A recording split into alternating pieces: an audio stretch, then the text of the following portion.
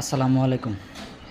সম্মানিত দেশবাসী, আপনাদের প্রিয় সংগঠন ন্যাশনাল চাঁদা পার্টি এনসিপির একটি দাবি আমার চোখে পড়ল।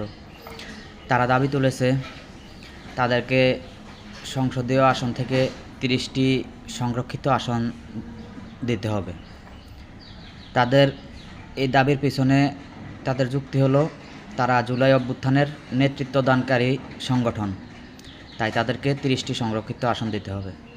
এখন কথা হলো, তারা জুলাই অভ্যুত্থানের নেতৃত্বদানকারী সংগঠন যদি নিজেদেরকে দাবি করে, তাদের সংগঠনে তো কোনো সমন্বয়ক বা বৈষম্য বিরোধী আন্দোলনের কর্মী মারা যায়নি,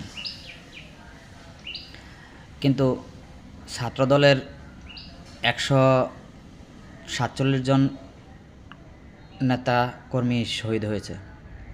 তো বৈষম্য বিরোধী আন্দোলনের যদি 30টি আসন দাবি করে কোনো শহীদ না হওয়ার পরও, তাহলে ছাত্রদল কতটি আসন পায়? 147 জন শহীদের বিনিময়ে ছাত্রদল কি 100টি আসন পায় না তাদের যুক্তি অনুযায়ী? আচ্ছা, গেল এই সাবজেক্ট। তারপরে আসেন আমাদের কানামুজ্জার ব্যাপারে। কানামুজ্জা বাংলাদেশের স্বাধীনতার নেতৃত্বদানকারী একজন নেতা। তো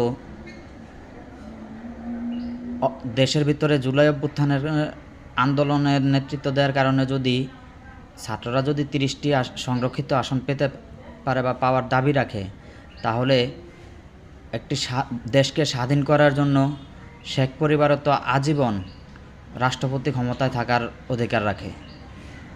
আমৃত্যু আজীবন যতদিন স্বাধীন বাংলাদেশ থাকবে ততদিন শেখ পরিবারও তো রাষ্ট্রপতি হিসেবে বাংলাদেশে থাকার কথা। মানে রাষ্ট্রপতি পদটা শুধুমাত্র শেখ পরিবারের জন্য বরাদ্দ থাকার কথা। তারপরে আসেন আপনার এই যে সাধারণ জনগণ শহীদ হয়েছে, হাজার হাজার জনগণ শহীদ হয়েছে, তাদের জন্য সংসদে আসন বরাদ্দ কোথায়? শুধুমাত্র কি ছাত্ররাই শহীদ হয়েছে আন্দোলনে? রিক্সা driver, van driver, auto driver, bus driver, truck driver, কামলা, বদলা, দিনমজুর, পেশাজীবী, চাকরিজীবী, ব্যবসায়ী, সকল শ্রেণী পেশার মানুষ অংশগ্রহণ করেছে এবং সকল শ্রেণী পেশার মানুষই শহীদ হয়েছে। তো এনসিপিতে তাদের মূল্যায়ন কোথায়? এনসিপিতে কোন পোস্টে একজন রিক্সার ড্রাইভার আছে? এনসিপির কোন পোস্টে একজন আপনার ব্যবসায়ী আছে বা একজন চাকরিজীবী আছে? এনসিপি কি নিজে শুধুমাত্র